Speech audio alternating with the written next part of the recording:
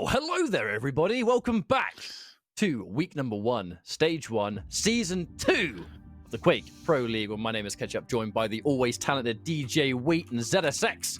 We've got one final matchup to get through today before week 1 officially comes to a close. It's going to be Rapha and psygib. We briefly touched on this matchup before we cut to this, and we had the interview with Wenger and everything else. Thanks for being patient, everyone, while we set that up. And I mean, it's been a good day so far, gents, and I think this final matchup is just interesting to see what Rapha's bringing to the table and if psygib is going to be able to hang, I think. Yeah, I would completely agree, right? I mean, Rapha is the current king of the hill, right? Everyone would love to be able to say, I took Rapha out. I gave Rapha great games, but he continued to show. And I mean, the conclusion of the Quake World Championship was one of the beast modes that I have ever seen Rapha in ever. And, I think the big question up in the air is like, is that the Rapha that we're going to see today, right? Was it just like he evoked what he needed to for that, to take that championship in such a convincing fashion? Or has he truly created a whole new ceiling of Quake? That's the big question. I think that's the scary thing, right? Is that I can't remember a time where Rapha wasn't king of the hill. And not only that, he's one of these guys that's been around since, day zero, essentially, in terms of Quake. He's one of the old gen, but he's also the one that keeps revolutionizing himself and being able to raise that ceiling. We've obviously got a number of legends still in the game, but he's the one that has reinvented himself and continues to find new ways to progress the skill in Quake. So it's just insane that he's the guy that continues to innovate and people still look up to. Yeah. Now, if we're going in the other direction and we're talking about his opponent, psygib has had a bit of a kind of rocky road, I think is safe to say, in terms of sometimes psygib has been right up there as a lot of people would have said number 3 in North America. It was psygib, Dahang, and then Rapha. Time has somewhat, I think, very much changed that opinion where Chain owns that mantle of top 3 because of just recent Pro League results and the stages that we've had. But psygib, when he's at his best, he's a complete animal. In not just Duel, but in other game modes. He was such an absolute hidden killer of 2v2. When 2v2 was the current competitive, he was always the kind of player that you'd want on your team, right? Because he's incredibly talented. But in the recent Duel, he's just not been as successful as some of his countrymen. I think psygib is one of these players that just hasn't developed as quickly as some of the others in the scene. I think his most promising stage was stage 1, and he performed very well in the stage 2 finals, I believe. But I think everyone else continues to progress, and he's definitely growing as a player, but other people are just catching that up. And it's not that he isn't number 3 anymore, it's that there are now multiple people vying for that position, rather than when in the start it was him and then the others. So it's just a kind of a condensation of the scene, of the skill in the scene. I think that's a great way to put it, right? That really it is that the entire sort of North American scene has elevated a little bit, and there's obviously competition happening there, and because of some of that advancement in skills, we're seeing players kind of level up. Are they to the same level as across the globe, like working on getting there? But I think you put it just exactly right, ZSX. Now, we have the picks and bans ready to go, so we can find out what it's gonna be. So, starting things off, Corrupted Keep. The Keel already coming out to play from Rapha, but the removal of Scalebearer as well, which is something that you see a lot against psygib. It is a respect ban from him. And then it's versus the BJ, Awoken with the Ranger and the Doomslayer, and I didn't see the third map. Can someone fill me in, please? It was Ison versus someone. I think it was Galena, but it was another mirror matchup. All right. So Veil. Ison versus someone on Veil. We'll roll with that, and that's what we're gonna go. That's what we're gonna go with. There you go. It is. I was there right. It is. Oh, nice. Man, I could have probably gotten away with it if I wasn't too honest. But you know what? That's what we're going to do. Yeah. That's what we're going to roll with, folks. Live shows. I will say that, as it always is and it always seems, I don't know how he does it, Rapha's come away with the slightly better picks across the board. Keel's a little bit more unusual on Corrupted Keep, but we've seen the speed he plays that champion up, and he can just bully his opponent. BJ's an okay counter with the dual wield, but you have to play very much around that if you're going to combat the ever-present Keel. Doom is a staple on Awoken, but range is a perfectly fine matchup as well, whereas on Veil, Isen's slightly preferred on that map, but again, Galena also offers good utility, so I would very slightly save a rapha, mainly on the first map, but we've seen a lot of mirror matchups today, if I'm honest, and I think that's credit to players thinking more about their picks based off of Rapha's performance on QuakeCon than they used to as well. Yeah, I would agree with that, and obviously I think wanting to probably play it a little bit slow and chill, it being the opening matches of the second season and the first stage, but I'm curious to hear what you all think of predictions. I think the predictions will almost be unanimous across us. I'm guessing too. Probably the viewers. 3-0 for rapha is the expected result. I think psygib has what it takes to get a map, but that's if he has an incredible map and rapha doesn't. When rapha is on top form, it has clearly been shown that the world champion don't lose to nobody. So we will see if that will continue. I think 3-0 is the predicted result.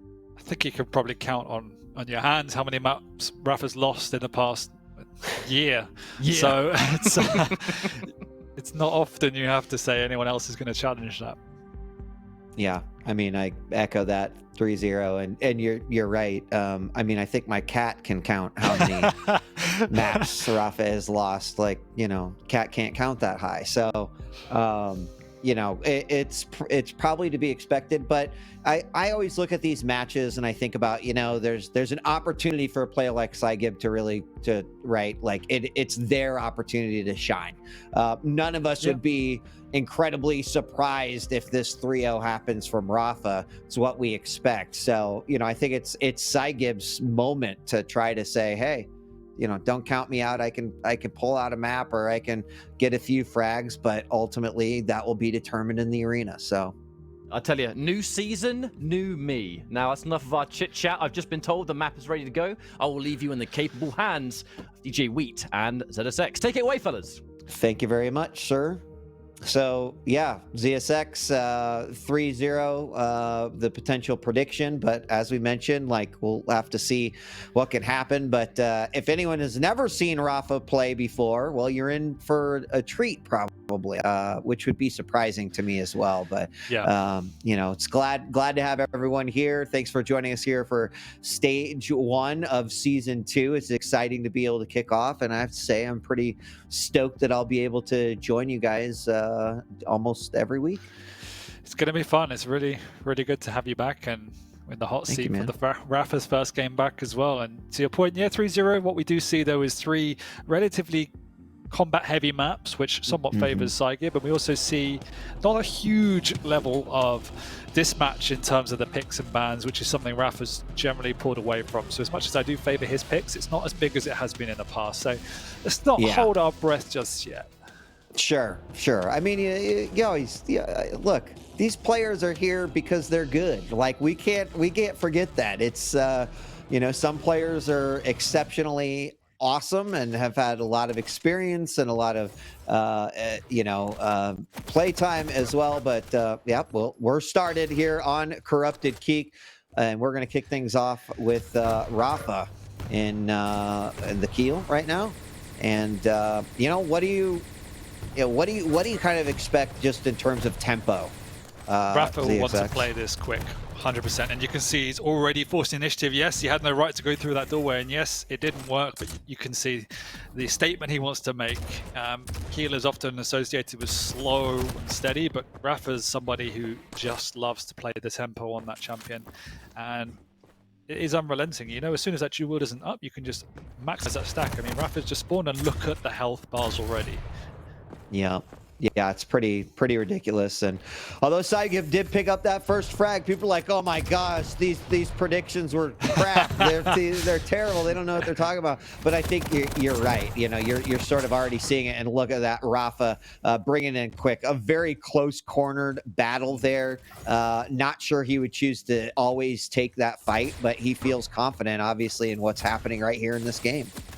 Yeah, I think the key is going to be what psygib's doing now. It's going to be trying to maximize damage from across the map. So spamming that nail gun, spamming that heavy machine gun, because you just have to somehow keep whittling down the size of that keel. And if you make that stack manageable, then yes, you can take a one-on-one engagement. You have the dual wield to fall back on. So nothing to be scared there, but you just can't let him hit critical mass. I completely agree. Mega's up. It is grabbed by psygib. That's not going to stop Rapha from going in after this. He gets some LG damage, follows up with a couple rockets. He's going to try to finish off with the LG, and he does. And that means the heavy will be his reward. It is up, and there is a nice little split there. And, you know, this is where I would expect large amounts of control to come out. psygib's going to push it, and it was the right decision to do. Had him in the corner, and he ties this back up 2-2. Didn't even have to pop the dual wield either. He's out of position for the heavy, though. That's a bit of a mistake. Rapha picks that up and can make his way across to this heavy. He doesn't have a lightning gun, but he doesn't need it. He's in a position just to go full throttle on the grenade as well to finish. That was casual. Yeah, pulled out the dual wheel there, thought he might be able to get the damage, but I'm not sure he knew exactly what the timing was. Rapha now going to grab that heavy, and a few short seconds until Mega, but another frag coming out there right away for Rapha. He knows that he's in a position now where he can push and get aggressive if he needs to. And of course, like how psygib depends to kind of approach this map will allow Rapha to either turn it up even more or to back off if he needs to. And this, you can see the way Rapha's playing is the tempo's high. He's just diving in on his items. Yep. He's forcing psygib to hit the shots, and even if psygib does hit the shots, it's just before the item spawn. So Rapha's getting maximum effectiveness out of all of these items, restacking, and then taking the initiative straight back to his opponent. I did give props to psygib for at least like having a general idea of when these major items were spawning, but unfortunately, as you know, as many of us do, right, like even being a couple seconds too early can be the end of your life here. And I mean, clearly he's got an idea now, but Rapha just in clear control here, able to almost like pushing psygib to where he wants him to be in this map. And you know, there he finally uses some grenades as well to you know, kind of keep him over in that room. And there the Mega's picked up, and I'm guessing he's just going to go ahead and go hard on this one. Again, psygib knows, well, I think the heavies should be up right around now, but they're too early, and Rapha's going to grab that and continue this back and forth. If you've got a heat map of Rapha right now, he would have probably moved a few pixels either side of that corridor from Mega to heavy. He's literally just rotating the two items, and as you say, waiting for psygib to engage just before they spawn, killing him, picking them, rinse and repeat. Yeah, and I mean, I'd imagine, right, fighting from this position in the back, and we got a couple pineapples going out yet again. Even a rocket jump up to the top. That is Rapha saying, all right, I'm not messing around. I'm just going to go full aggro on this one. And he does get knocked down to about 38 points of health, but he does get the frag.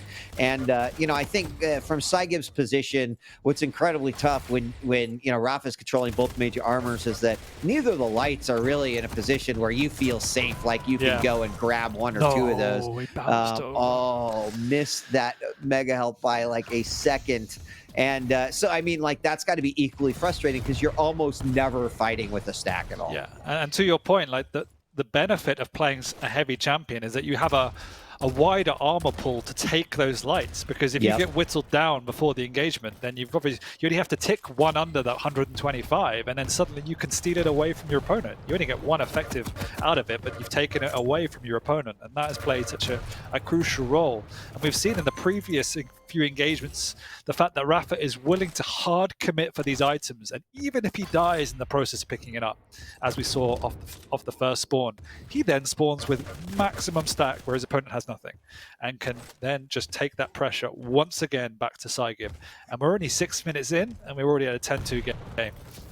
Yep, psygib did get his first armor, but going through what is arguably the worst teleporter exit in the game, he is immediately LG down. I don't know, like, it just seems like it is death to go through there. Your opponent pops in. It never turns out well, but 11-2 right now, and that will allow major items to be picked up yet again. So, I mean, psygib is finally getting an opportunity to go in here, but clearly you know, Rapha is just, hold up. After a couple of rockets, psygib grabs the shotgun kill. He did. Comes away, and you can see Rapha spawns with a full stack. He's not hitting a lot so far, but he's doing enough. And you could see as soon as he didn't get that rotation, the tempo stopped. The tempo changed. Yeah. And he thought, what does my opponent need? My opponent needs a lightning gun. He's going to come through the teleporter. I'll just wait here. So the reads from Rapha, once again, are just remarkable. And we spoke about it in the Wenger interview. He said himself, I want to play at a higher tempo. I want to push the initiative and play like someone like Rapha.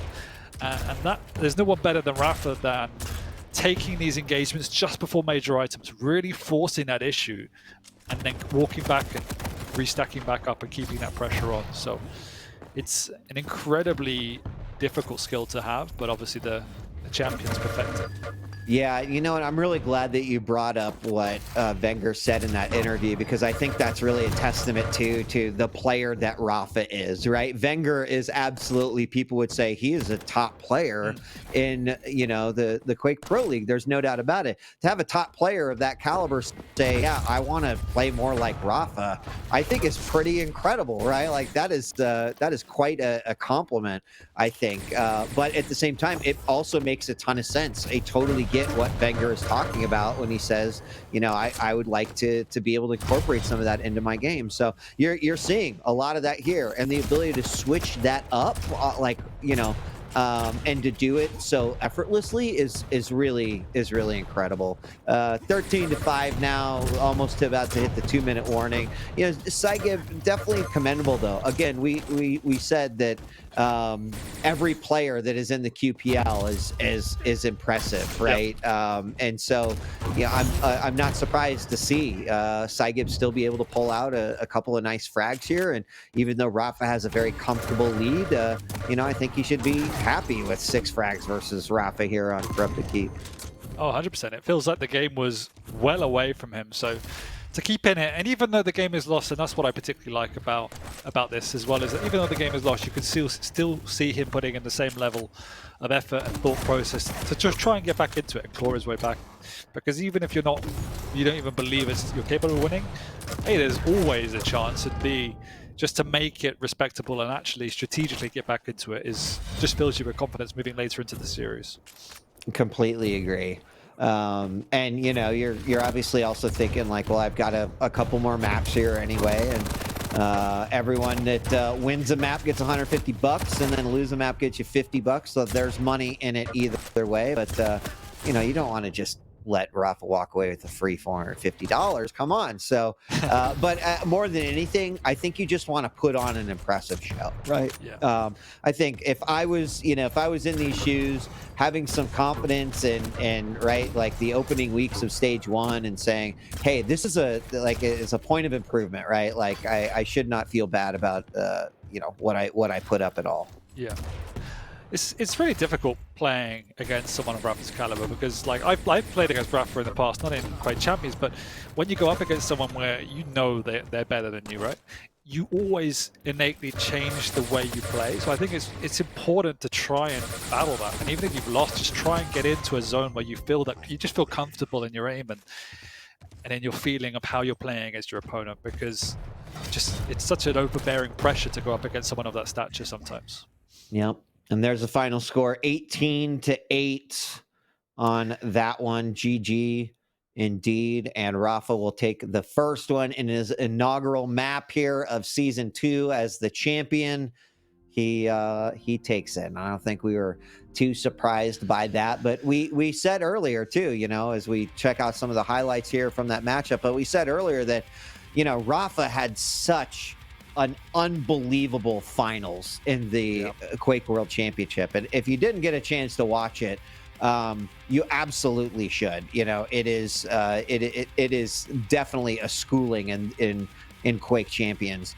And I think the big question is this the Rapha that has been like reborn and is just going to, you know, exist now for all time in the Quake Pro League? And, you know, can't tell based off of one map, but I mean, he looks great.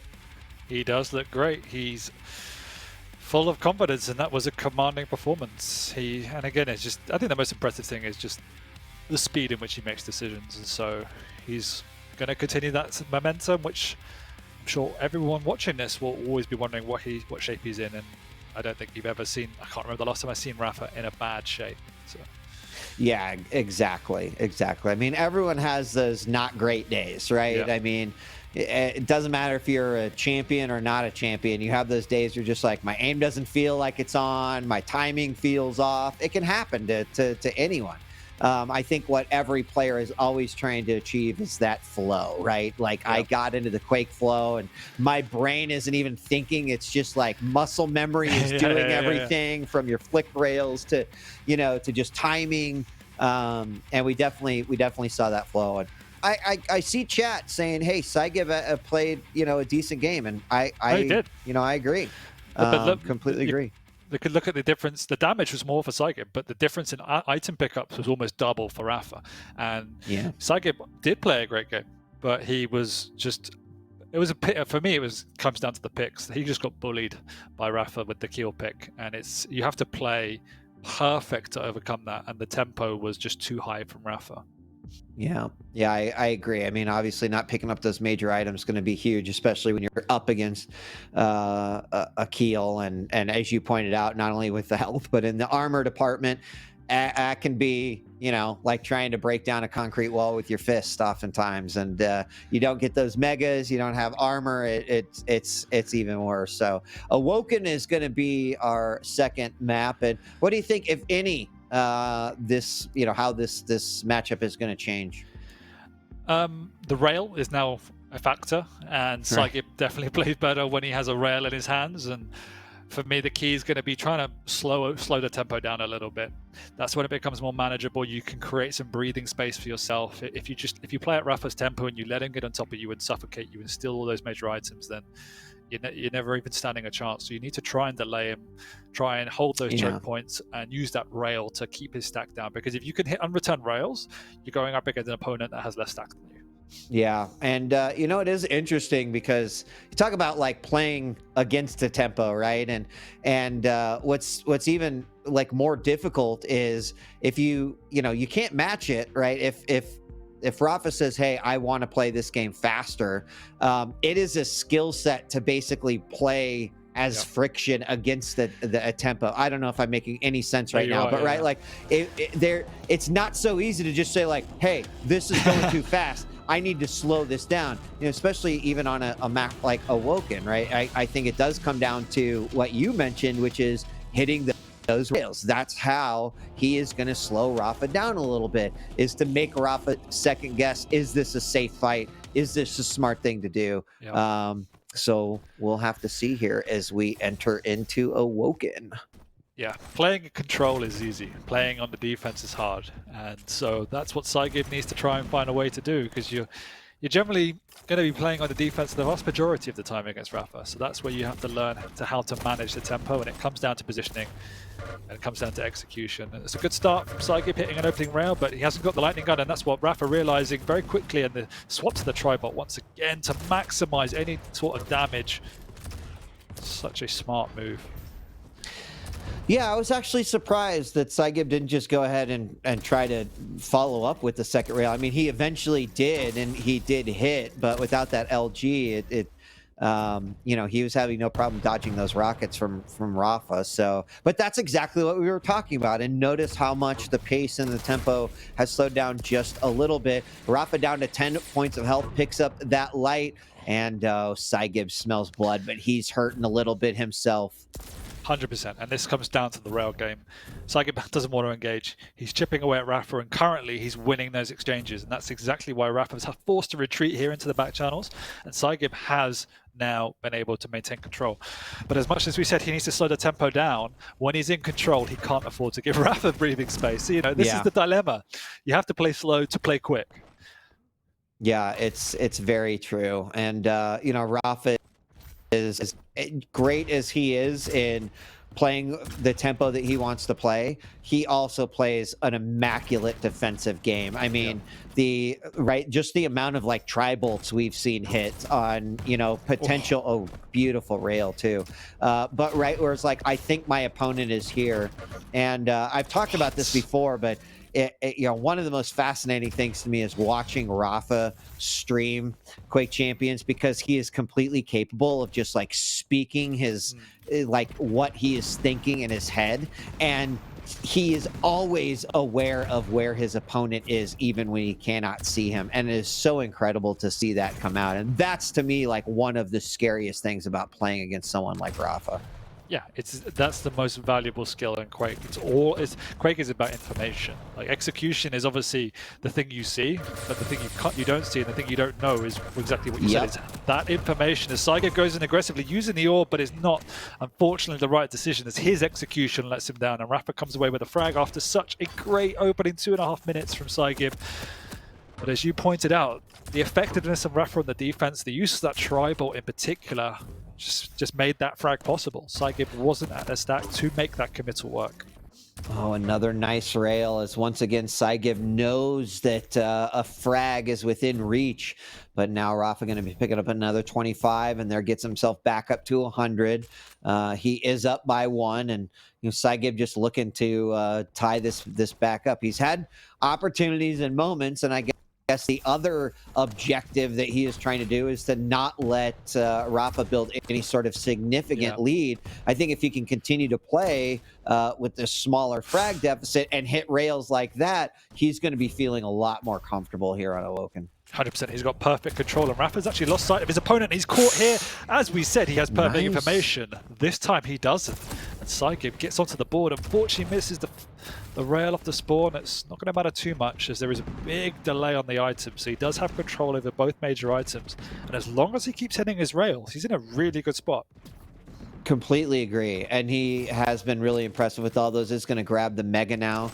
And he doesn't have the information, not sure exactly where Rapha is there. He finally sees him as the Tri-Bolt comes out, takes a little bit of damage. He misses that rail. The LGs are going to come out once again. What? So close. And now psygib in danger as well. Neither player able to finish things off with a rail. Tri-Bolt is such a bullcrap weapon, man.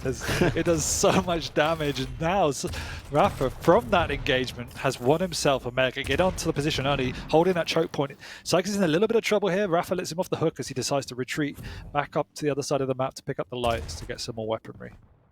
Yeah, I mean, like the exact opposite of what we saw in Corrupted Keep 2, where, again, like you're able to get... Oh, I thought he had it! The orb just so barely... close. And Rapha's going to be up 2-1, but I feel like Awoken's a little bit more forgiving in being able to traverse and find some kind of back versus Corrupted Keep, where it's just like, kind of always got to keep moving, otherwise your opponent's going to be, right on your ass all the time. So 100%. Yeah.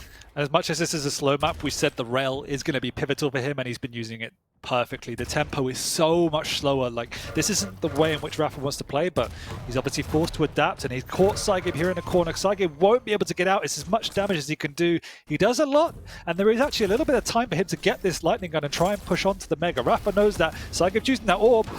The fists come out. And what? Oh, man. That was psygib's kill. Yep, oh, no. it totally was. 4-1 now. Rapha taking that lead, and again, I'm still pretty. Obviously, I'm impressed with Rapha in this one, but I think psygib played this one exactly how he wanted it to for those first few minutes, and then it doesn't matter, because the other great thing about Rapha is his adaptation to you. He doesn't always have to follow the Rapha tempo. He just has to kind of get your flow and a read on what you are doing or where you're going to go or what you're going to do. And, we're now seeing this here as he's taking this away. There it is for the 7th frag, a 6 frag lead with 4 minutes left to go. So unfortunate. What could have been a 3-2 game is now 7-1 after that one mistake on killing the Speedy Doom. But, I mean, to your point, I think one of the most impressive things when you watch Rapha, and it's hard to discern, is just the speed of his decision-making. And that allows him, in most situations, to push combat to the limit. The fact that he will then stay around for that last rail or for that last tick of Tri-Bolt by goading you out into the open. It's it seems like such small details, but at the highest level, it all adds up. Yeah. You're also starting, I mean, the last few frags, we're also just starting to see that double jump playing pretty heavily into Rapha's, favor, just being able to traverse in a few different ways that his opponent can. psygib does get some great LG off there. Unfortunately, Rapha misses those rails. And psygib's at least putting frags back on the board, but he's never finishing these fights in a healthy condition. And so that's just making it that much more difficult. There was another, he picked up the health, immediately gets hit. I mean, hate to use the word because it seems a little sloppy, but I feel like it's a scramble, right? Like, it's like, crap, I know I'm at death's door. I've got to get that health bubble back, whatever. And Rapha with a beautiful rail on there is exactly what you were talking about, CSX, that decision-making in terms of, like, I can take this, I'm going to be able to hit this shot, and then boom, 9-3. Yeah, clean frags are so pivotal, and obviously as the time ticks away, the pushes become slightly more desperate, as you say, a bit scrappy, and yes, he gets the frags, but then at what cost? He limps away, not picking up the item for 20-30 health, and Rapha's already on his tail, and you can see here that desperation coming out again as psygib knows there's 2 minutes to go, and every frag counts. Great rocket coming out, but Rapha's able to sneak himself away for now and survive. Picks up the light, but psygib's read it, but nevertheless eats 2 rockets, and let's see his health. Once again, he's at 40. I wouldn't be surprised to see Rapha charging straight back in. Yeah, it's exactly what I would expect, and he does get back up just a little bit here. And again, we saw another situation in the light armor room where, again, Rapha uses a double jump, gets an advantage. He waits for his opponent to come out, gets some free shot off, and so that's all really starting to just come together now. 30 points of health now for psygib, as he is once again in the danger zone, and Rapha knows that there's the LG to finish him off. Full rocket through the teleporter, stopping psygib in his tracks, and this map's been semi-over for a while, but that really does confirm that as psygib should be going down once again. He does get away with his life for now, but it is for now as Rapha picks up the major item and can take down psygib with relative ease.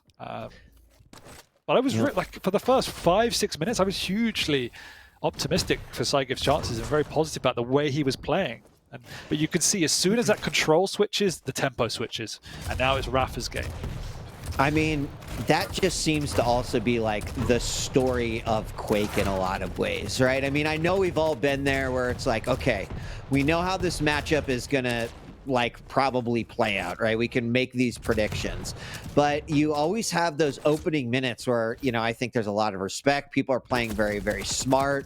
And then, right, like one frag, dismantle your plan. And then it comes, okay, well, how well do you recover from, right, what you just, right, whether it's recovering from a frag or getting a frag with low health. And, so I think more times than not, we oftentimes see those great opening minutes that then just unfold and completely dismantle themselves once that first frag comes out. And I think that was exactly what we saw there. So again, though, it really shows the potential of the players. Like, what psygib is capable of, but in the back of everyone's head is like, well, we also know that Rapha is the reigning champion of the Quake World Championship, and all it's going to take for him is to, find that thread and then do what Rapha does.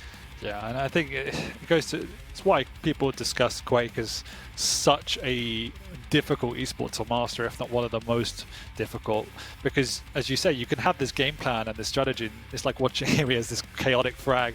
If you're watching a game like StarCraft or Dota or League of Legends or something, you can see the strategy unfold and you can kind of analyze a map where the game's going to go. Whereas one random rocket, a fight that you don't execute well in Quake, can completely change that forfeit in an instant and then force you into a completely different set of circumstances you need to plan for. And someone like Rapha somehow seems to have the answer all the time to whatever happens. So there are so many levels you need to be thinking at all times, and going into situations saying, well, if I don't hit this, then what do I do? There's countless ways you need to think about it. I mean, to that point, some of my favorite games and sort of the history of Quake are those you take those perfect moments, those perfect like 2-3 minutes, both players are playing incredibly, and it goes all 10 minutes or all 15 minutes, depending on what era of Quake you're talking about.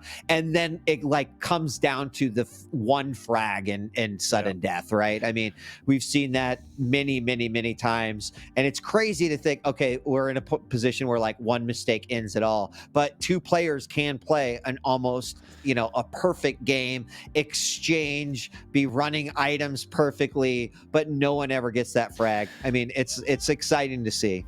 And that's what we see time and time again in Quake Champions now, because that skill level continues to rise. But to the point on this game, I think it comes down to the effectiveness of Rapha in terms of damage output. We saw an almost perfectly even distribution of items between the two players, but Rapha had 2,000 more damage than psygib. That is incredible. He nearly doubled psygib's damage. And they had an even stack of items, mirror matchup in terms of champions, and it comes down to their weapon usage, positional usage, decision making, and how effective all of those components then add up to. Yep, as chat points out, that 100% accuracy shotgun, that's scary. There you go. Vale is going to be the next matchup, and we've got Ison for Rapha and Galena for psygib. Throw out the question again. What do you think as we then pop into Vale? Often see Rapha trying to pick heavier champions on this match, or he would normally pick a Keel or a Scalebearer to try and bully his way. Galena and Ison play in relatively similar ways. You want to use, I guess, your units, your turret or your totems up on that high ground to build a mini kind of fortress, your area up there. Obviously, Galena use it to restack on, whereas the turret is to distort combat and to block damage, etc. So they play in very similar ways, and it's all about that positional advantage up on the high ground. And then there are some really unique rail angles as well. We see people like Chain maximizing that.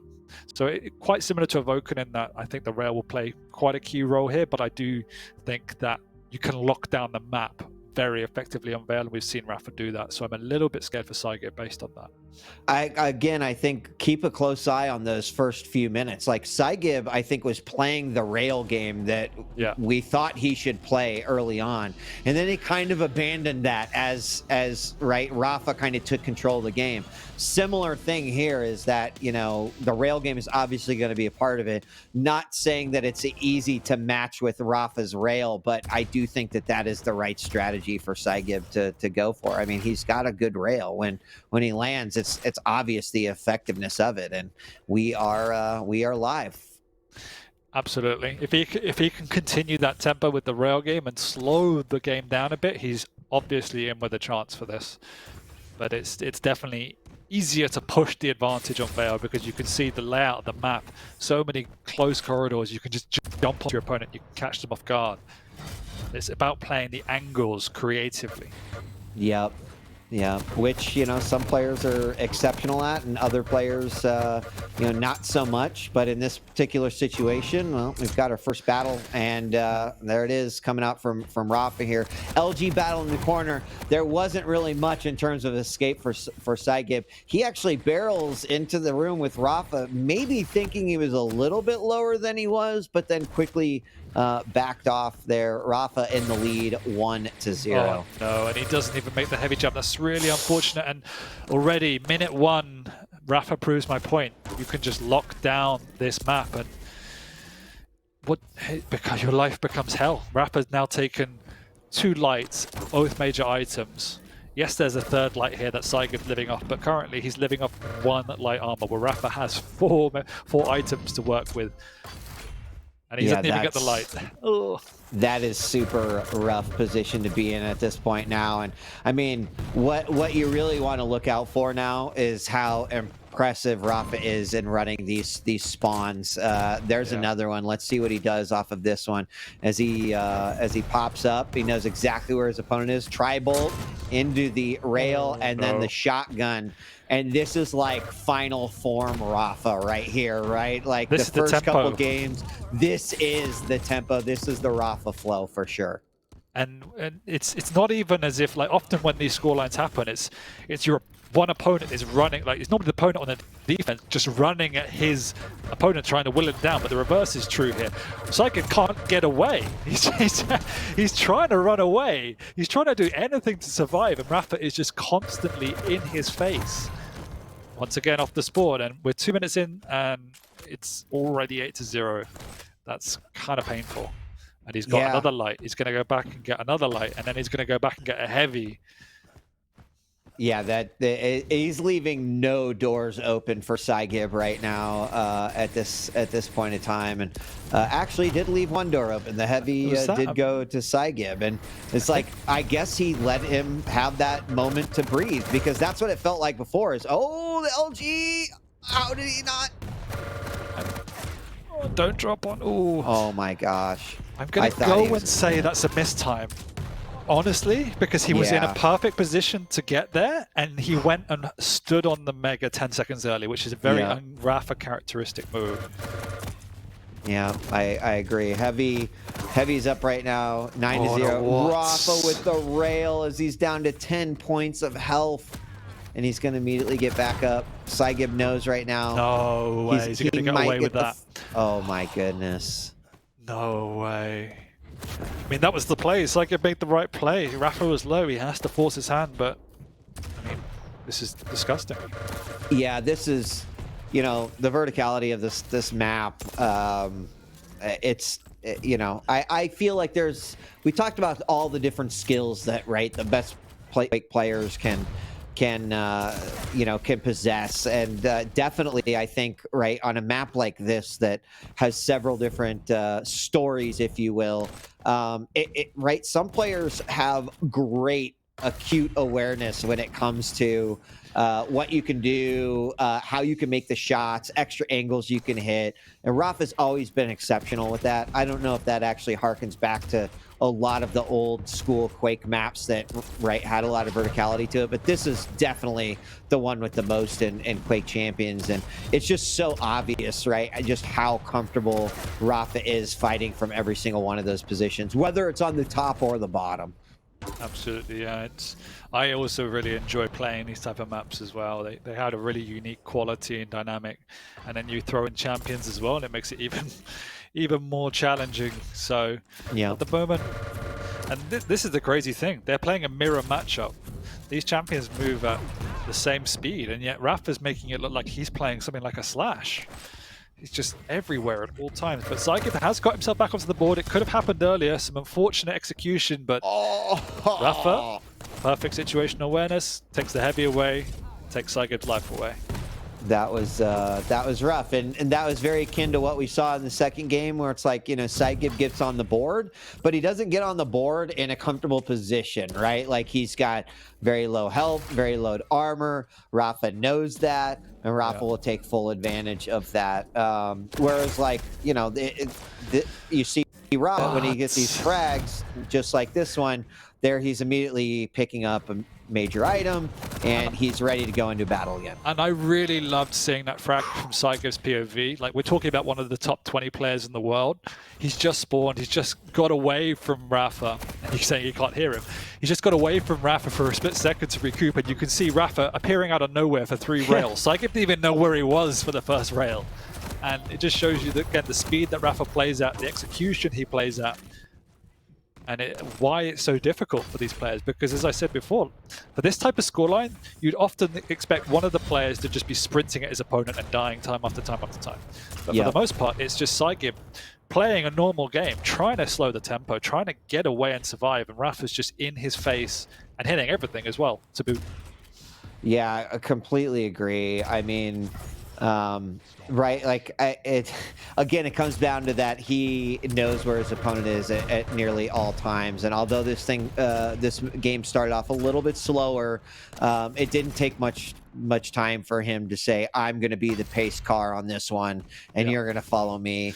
And that it's such a hard position to play from, especially when okay, well, I need to hit 3 great rails to even kind of get any sort of advantage back in this map. Once again, rapha firing down. He's avoiding most rails, actually gets hit with twice with those rails from psygib, and that's what he needs to do. But look at both those players low as that Tri-Bolt was doing a lot of damage. Yeah, but it's a game over by now. It's definitely the rapha show time and time again, and this map is such a hard map to play on the back foot. And as I said in the intro, you could just lock down the spacings between the two major items are small at best, and you can very easily, if you play it like rapha do, manipulate your opponent's positioning to just cut them out, both of them. Wow. I mean, I'm impressed that rapha would even just drop down and then say, I'll just take my rails from this point. psygib does pick up another frag. It's 14-2, just about to hit that 2-minute warning here. The Tri-Bolt, once again, just a staple weapon. And frankly, it seems to be players' preference, right? Like, not everyone seems to use it. rapha seems to be a player that, great rail from psygib there, but rapha seems to be a player who really likes, I think, the opportunities that open up using the Tri-Bolt. Yeah, he's by far the best player in the world at using that weapon. I can't even really... Maybe Raze is the only one that uses it at all, really. And I'm surprised, because it's not a new thing for rapha. He's been doing it, I think stage 2 was where I really saw him take a big step up in using that tool. And you can just see how effective he is with it. So I would not be surprised if more players in Season 2 start to work their game around it. And yes, it's a new addition to the game coming from previous editions of Quake. It's not like the grenade launcher, it's a completely different, offers a different proposition. But that zoning capability and the way in which you can then manipulate your opponent's position to where you want them to be as well is super valuable. Yeah, I mean, there we just saw it again, not only kind of squeezing out shots between the cracks, but then doing a lot of damage in a corridor where his opponent has nowhere to run. So I would hope that we do see more players use it, right? In a game where anytime you are doing damage to your opponent and where they are not dealing damage to you, that is a clear advantage that you want to try to get constantly in this game. And so it's a little surprising that I don't see more of it, just based off of how effective it has been, in the hands of like rapha and Raze, as you mentioned. But yeah, it's I really like seeing sort of it incorporated into his play this way. Yeah.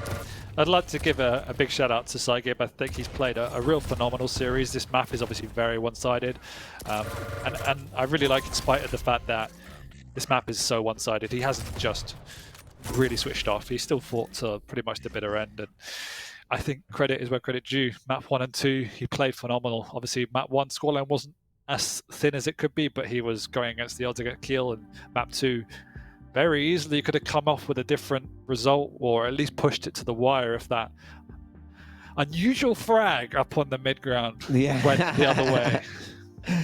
Welcome back, Ketchup. Hi. How's it going? Winner of that last series, rapha 3-0. Predictions were right again today. Chip, did you get a chance to watch that one? What'd you think?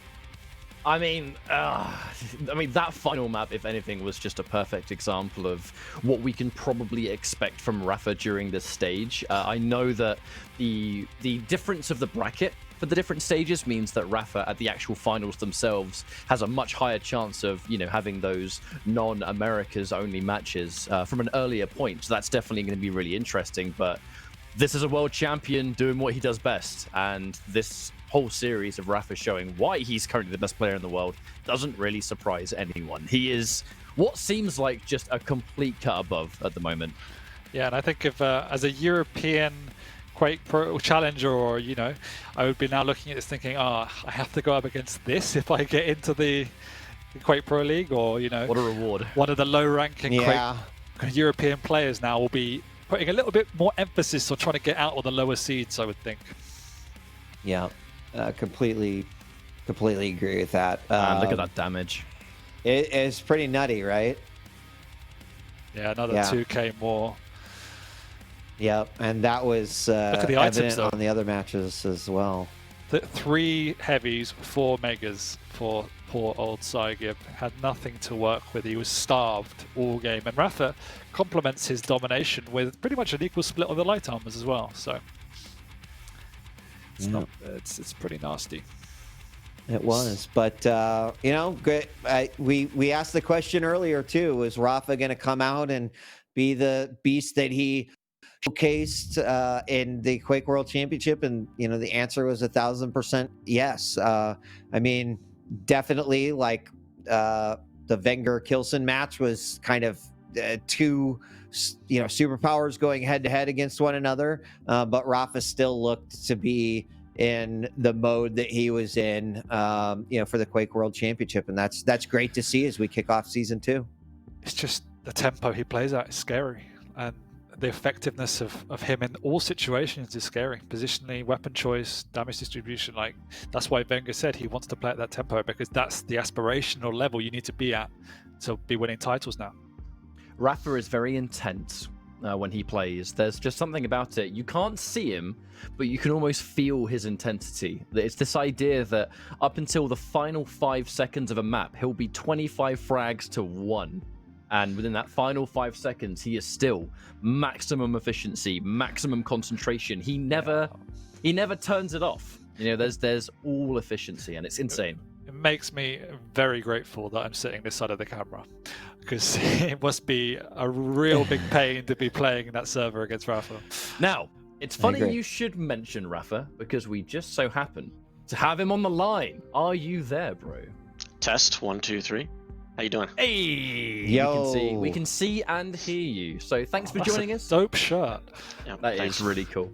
That is very, very cool. Now, first of all, well done for a dominating performance today. I know you were obviously the favorite, and you were able to come through with what everyone probably expected you to do. However, we still have a bunch of questions for you, and I'm sure there's a lot of things that we have to ask you going into this entire new season. So, much like I asked Wenger, I kind of want to ask you the same thing. In between World Championship to now, what's your kind of preparation been like? Have you been practicing intensely? Did you take any time off at all? Like, what was your break between then and now?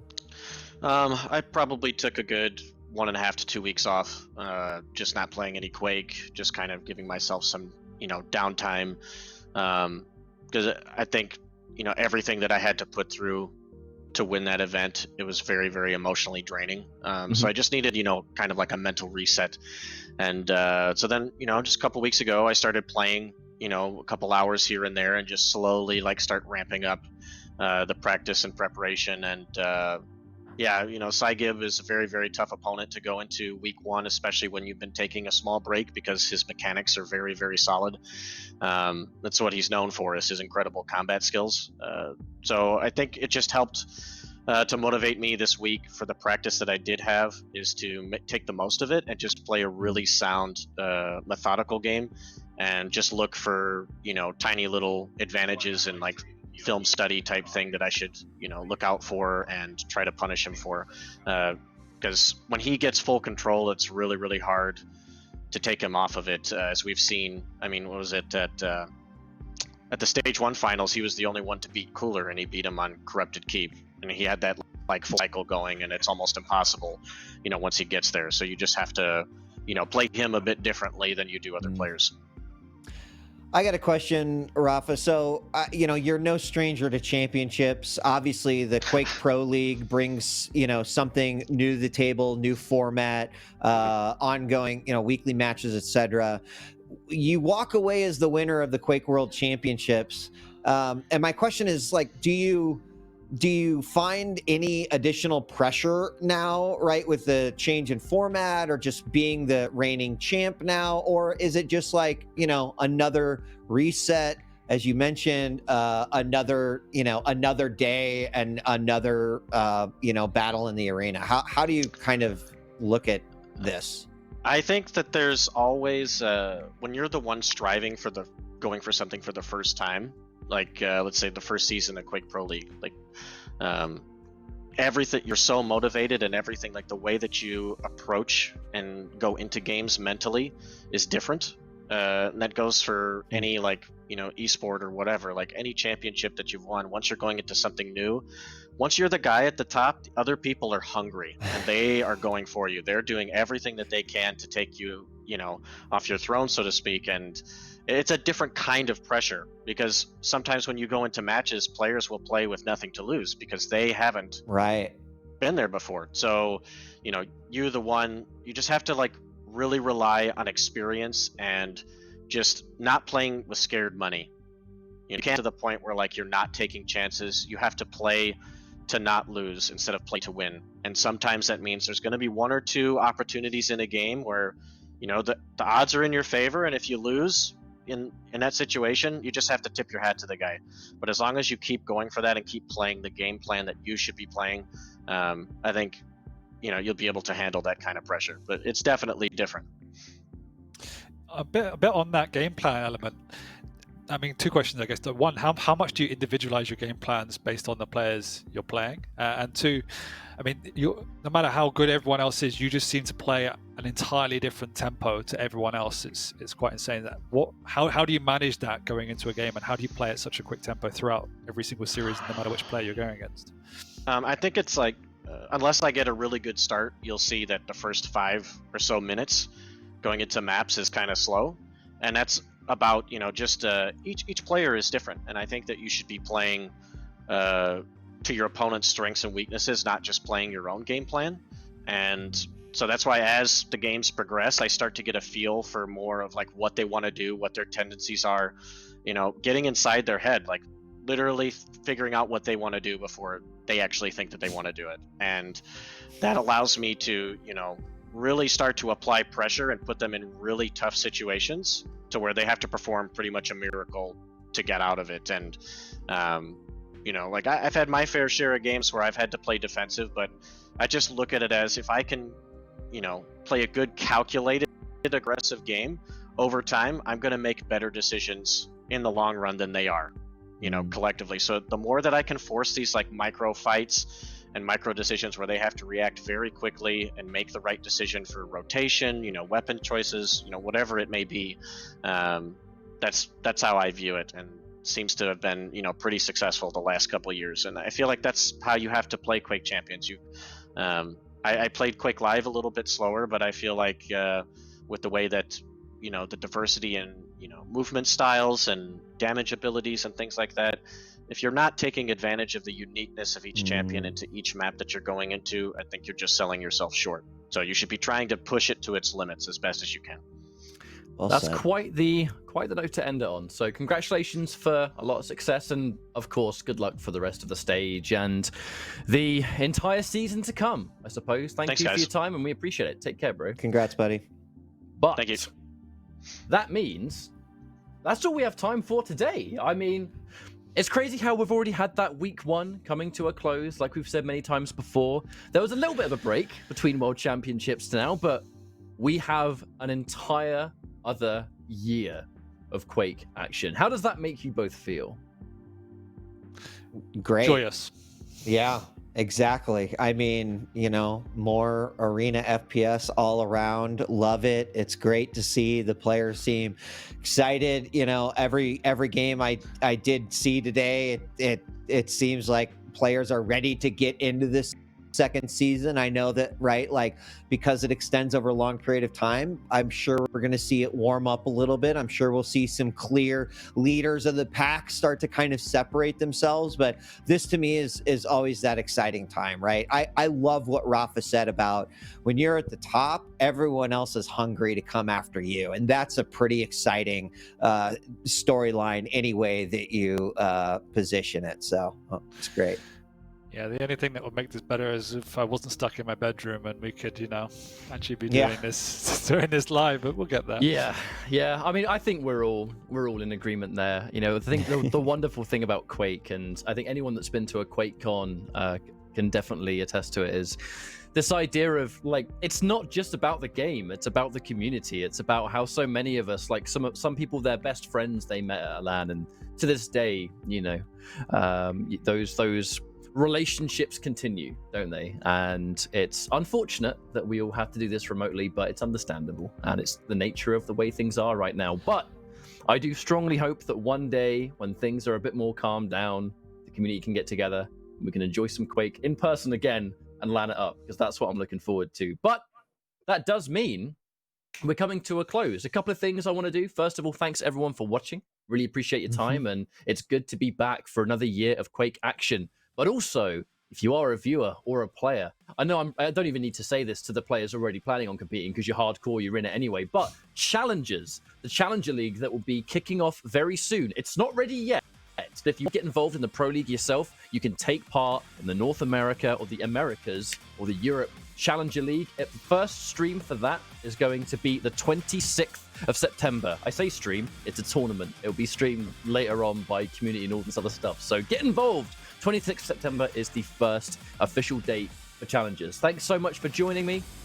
And my wonderful co-commentators, the ZSX, DJ Wheat, a pleasure having you on board. Shout out to the hardworking production team behind the scenes for these remote broadcasts as well. We will see you in future weeks, and this is Season 2 of the Quake Pro League. Much love and take care.